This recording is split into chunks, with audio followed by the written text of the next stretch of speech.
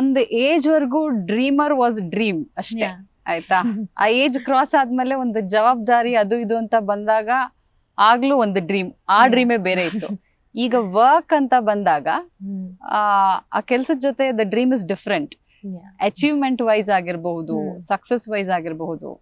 So ಆ ನೋಟಲ್ಲಿ ನನಗೀಗ ಖಂಡಿತ I am a dreamer. Because ಹೋಗ್ತಾ ಹೋಗ್ತಾ ನನಗೂ ಇಟ್ಸ್ ಅ ಎಕ್ಸ್ಪೀರಿಯನ್ಸ್ ಕೆಲ್ಸದ ವಿಷಯವಾಗಿ. ಪ್ರತಿಯೊಂದು ನನಗೊಂದು ಎಕ್ಸ್ಪೆರಿಮೆಂಟು ಹೌದು.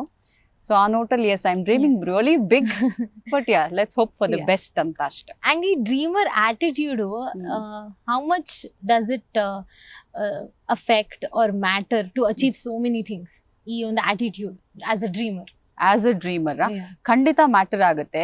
ಈಗ ನೀವು ಹೇಳಿದ್ರಿ ಜನರಸ್ ಅಂತ. ಯಾಕೆ? ಬಿಕಾಸ್ ಈಗ ಒಂದ್ ಸ್ವಲ್ಪ ಹೊತ್ತು ನಾವು ಒಂದು ಟೈಮ್ ಸ್ಪೆಂಡ್ ಮಾಡಿದಾಗ್ಲೂ ನಿಮಗೆ ನನ್ನ ಆಟಿಟ್ಯೂಡ್ ಬಗ್ಗೆ ಒಂದಷ್ಟು ಇಂಟ್ರೊಡಕ್ಷನ್ ಆಗಿರುತ್ತೆ. ಸೊ ಈ ಆಟಿಟ್ಯೂಡ್ ಅನ್ನ ನಾವು ಒಂದಷ್ಟು ಜನದ ಮುಂದೆ ಯಾವ ರೀತಿ ಕ್ಯಾರಿ ಮಾಡ್ತೀವಿ ಅನ್ನೋದು ತುಂಬಾ ಮ್ಯಾಟರ್ ಆಗುತ್ತೆ. ಅದೇ ಒಳ್ಳೆ ಆಟಿಟ್ಯೂಡ್ ಅಲ್ಲಿ ಇದ್ರೆ ನಮ್ ಬೆಳವಣಿಗೆ ತುಂಬಾ ಚೆನ್ನಾಗಿ ಹೋಗುತ್ತೆ. ಅದೇ ಆಟಿಟ್ಯೂಡ್ ಇದ್ದು ನೀವು ಎಷ್ಟೇ ಏನೇ ಇದ್ರೂ ಸಹ ನಿಮ್ ಬೆಳವಣಿಗೆ it will not go. So ನನ್ನ ಪ್ರಕಾರ ಡ್ರೀಮರ್ ಆಗೋದಕ್ಕೂ ಆಟಿಟ್ಯೂಡ್ ತುಂಬಾ ಕನೆಕ್ಷನ್ ಇದೆ.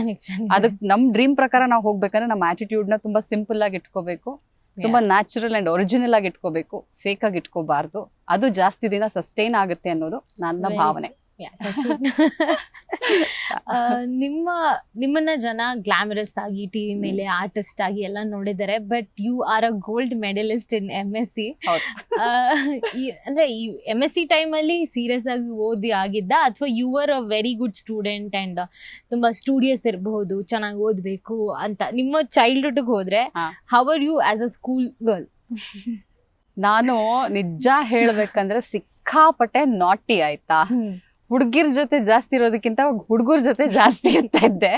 Because on a note of strength ಆಗಿರಬಹುದು ಅಥವಾ ಮೆಂಟಾಲಿಟಿ ವೈಸ್ ಆಗಿರ್ಬಹುದು, ತುಂಬಾ ಕಂಪ್ಯಾಟಬಿಲಿಟಿ ಇರೋದು ನಾನು.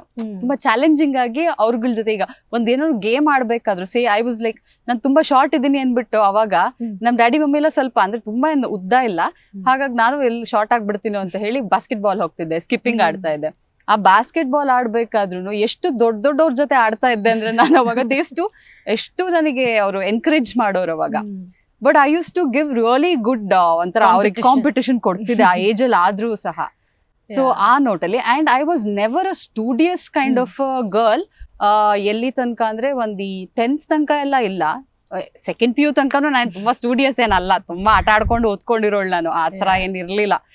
ಬಟ್ ಏನಾಯ್ತು, ಅದೇ ಡ್ರೀಮ್ ಅಂತ ಬಂದಾಗ ಹೇಳ್ತೀನಿ ಈ ಪೋರ್ಷನ್ದು. ಸೆಕೆಂಡ್ PU ಲಿ I had a pretty decent percentage only.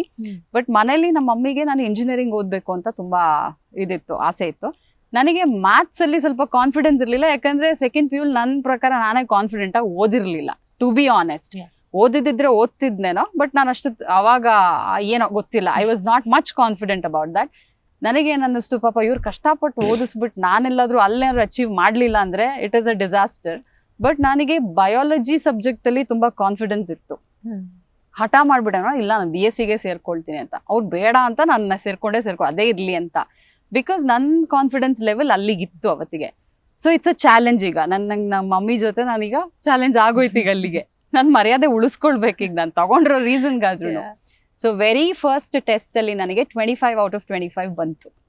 You know I was so happy. ಅಂದ್ರೆ ಅವಾಗ ಓಕೆ, ನಾನು ಕಷ್ಟಪಟ್ಟು ಏನೋ ಒಂದು ಡಿಸಿಷನ್ ತಗೊಂಡಿದ್ದು ಒಳ್ಳೇದಾಯ್ತು ಅಂತ ಅನ್ಕೊಂಡು ಇಟ್ ಸ್ಟಾರ್ಟೆಡ್ ಫ್ರಮ್ ದೇರ್. ಆ ಸೀರಿಯಸ್ನೆಸ್ಸು ಹೇಗಂದ್ರೆ ಮಮ್ಮಿ ಜೊತೆ ಚಾಲೆಂಜ್ ಅಲ್ಲ, ಅದು ನನ್ನ ಒಂದು ಸೆಲ್ಫ್ ರೆಸ್ಪೆಕ್ಟ್ ನ ಉಳಿಸ್ಕೊಳ್ಬೇಕು ಅನ್ನೋದು ಅಲ್ಲಿಂದ ಶುರುವಾಯ್ತಲ್ಲ, ಅದು ಅಲ್ಲಿಂದ ಬೆಳ್ಕೊಳ್ತಾ ಹೋಯ್ತು.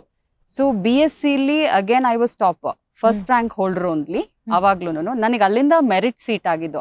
ಅದು ಒಂದು ಸರ್ತಿ ನಿಮಗೆ ಏನಾಗುತ್ತೆ ಅಂದ್ರೆ ಆ ಗೆಲುವು ಅನ್ನೋದು ಬಂದ ತಕ್ಷಣ ಬಿಟ್ಕೊಡೋದಕ್ಕೆ ಇಷ್ಟ ಆಗಲ್ಲ.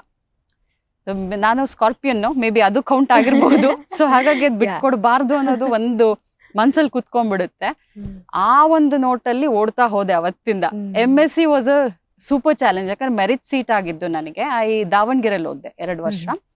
ಅಲ್ಲಿ ಹೋದಾಗ ಏನಾಯ್ತು, ನನಗೆ ಚಿಕ್ಕಮಗಳೂರಲ್ಲಿ ಬೇಸಿಕ್ಲಿ ನಂದೊಂದು ಫ್ರೆಂಡ್ಸ್ ಗ್ಯಾಂಗ್ ಇತ್ತು, ಎಲ್ಲ ಚೆನ್ನಾಗಿ ಎಂಜಾಯ್ ಮಾಡ್ತಾ ಇದ್ವಿ. ಮನೇಲಿ ಏನ್ ಪ್ಲಸ್ ಪಾಯಿಂಟ್ ಅಂದ್ರೆ ಓದೋದ್ರಿಂದ ನಾನು ಏನ್ ತರಲೆ ಮಾಡೋದ್ರೂ ಯಾರು ಏನು ಕೇಳ್ತಿರ್ಲಿಲ್ಲ, ಬಿಕಾಸ್ ಚೆನ್ನಾಗಿ ಓದ್ತಿದ್ದೆ. ನಾನು ಅದೊಂದು ಪ್ಲಸ್ ಪಾಯಿಂಟ್ ಇಟ್ಕೊಳ್ತಾ ಇದ್ದೆ. ದಾವಣಗೆರೆಗೆ ಹೋಗಿದ ತಕ್ಷಣ ಎಲ್ಲ ಕ್ರೌಡೇ ಫುಲ್ ಚೇಂಜ್ ಆಗೋಯ್ತು ಅವಾಗ ನನಗೆ. ಅವಾಗ ಏನಾಯ್ತು, ನಾನು ಐ ಆಮ್ ಬೇಸಿಕ್ಲಿ ತುಂಬಾ ಅಡ್ಜಸ್ಟಿಂಗ್ ಪರ್ಸನ್. ಆ ಕ್ರೌಡಿಗೆ ಸೆಟ್ ಆಗಿ ಇಲ್ಲಿನ ಮೆಂಟಾಲಿಟಿ ಅಲ್ಲಿನ ಮೆಂಟಾಲಿಟೀಸ್, ಅಲ್ಲಿ ಬೇಸಿಕ್ಲಿ ಭದ್ರಾವತಿ, ಶಿವಮೊಗ್ಗ ಅವರೆಲ್ಲ ಒಂದೇ ಕಾಲೇಜ್, ಅವರೆಲ್ಲ ತುಂಬಾ ಗ್ರೂಪ್ ಅಲ್ಲಿ ಇದ್ರು. ಎಲ್ಲರೂ ದೇ ವೆರಿ ನೈಸ್ ಪೀಪಲ್, ಚೆನ್ನಾಗಿ ಅಡ್ಜಸ್ಟ್ ಆದ್ರು. ಬಟ್ ನನಗೆ ಇನ್ನೂ ಅಲ್ಲಿಗೆ ಅಡ್ಜಸ್ಟ್ ಆಗೋದಕ್ಕೆ ಫಸ್ಟ್ ಸ್ಟಾರ್ಟಿಂಗ್ ಅಲ್ಲಿ ನೋಡಿದ್ರೆ ಒಬ್ಳೇ ಇರೋದಕ್ಕೆ ಸ್ಟಾರ್ಟ್ ಮಾಡ್ತಿದ್ದೆ. ಒಬ್ಳೆ ಹೆಂಗಂದ್ರೆ ಅಲ್ಲಿ ದೊಡ್ಡ ದೊಡ್ಡ ಹಾಸ್ಟೆಲ್ ಸಿಂಟೆಕ್ಸ್ ಇರೋದು, ಅದ್ರ ಮಧ್ಯೆ ಒಂದಿಷ್ಟು ಗ್ಯಾಪ್ ಅಲ್ಲಿ ಇದೆ ನೆರಳು, ಅಲ್ಲೋ ಕುತ್ಕೊಂಡು ಓದ್ತಾ ಕೂರ್ತಿದ್ದೆ. ಬಿಕಾಸ್ ಎಲ್ಲ ರೂಮ್ಸ್ ಇರೋದಲ್ಲ, ಹೋಗೋದು ಬರೋದು ಡಿಸ್ಟರ್ಬೆನ್ಸ್ ಇರೋದು ಅಂತ ಅನ್ಕೊಂಡು ಆತರ. ಸೊ ನನ್ನ ಕಾನ್ಸಂಟ್ರೇಷನ್ ಫುಲ್ ಸ್ಟಡೀಸ್ ಮೇಲೆ ಹೊರಟೋಯ್ತು. ಅಲ್ಲಿ ಆಲ್ ಮೈ ಎನರ್ಜಿ, ಇಲ್ಲೇನ್ ನಾನು ತರಲೆಗಳು ಮಾಡ್ಕೊಂಡು ಆರಾಮಾಗಿದ್ನೋ ಅಲ್ಲಿ ಅದೆಲ್ಲ ಪೂರ್ತಿ ಬರೀ ಓದೋದ್ರ ಮೇಲೆ ಹೊರಟೋಯ್ತಾ. ಹಾಗಾಗಿ it was a bonus for me. ಅದು ಅಲ್ಲೂ ಫಸ್ಟ್ ಸೆಮಿಸ್ಟರ್ ಅಲ್ಲಿ ಫಸ್ಟ್ ಟಾಪರ್ ಆದೆ. ಅಲ್ಲಿ ಬೀಟ್ ಮಾಡ್ಬಿಟ್ಟೆ ಲಿಟ್ರಲಿ. ಅವರೆಲ್ಲರೂ ತುಂಬಾ ಕಾನ್ಫಿಡೆಂಟ್, ತುಂಬಾ ಚೆನ್ನಾಗಿ ಓದೋರು ಇದ್ರು ಅಲ್ಲಿ. ಬಿಕಾಸ್ MSc ಎಲ್ಲ ಮೆರಿಟ್ ಸೀಟ್ ಅಲ್ಲಿ ಬಂದವರು ಇದ್ದಿದ್ರಿಂದ ಅಲ್ಲಿ ಟಾಪರ್ ಆದ್ಮೇಲೆ ನನಗೇನಾಯ್ತು, ಓಕೆ ಇಟ್ಸ್ ಅ ಚಾಲೆಂಜ್, ಇವಾಗ ಇದೊಂಥರ ಗೇಮ್ ತರ ಸ್ಟಾರ್ಟ್ ಆಗ್ಬಿಡ್ತಿಲ್ಲ, ಬಿಟ್ಕೊಡ್ಬಾರ್ದು ಅಂತ ಹೇಳಿ.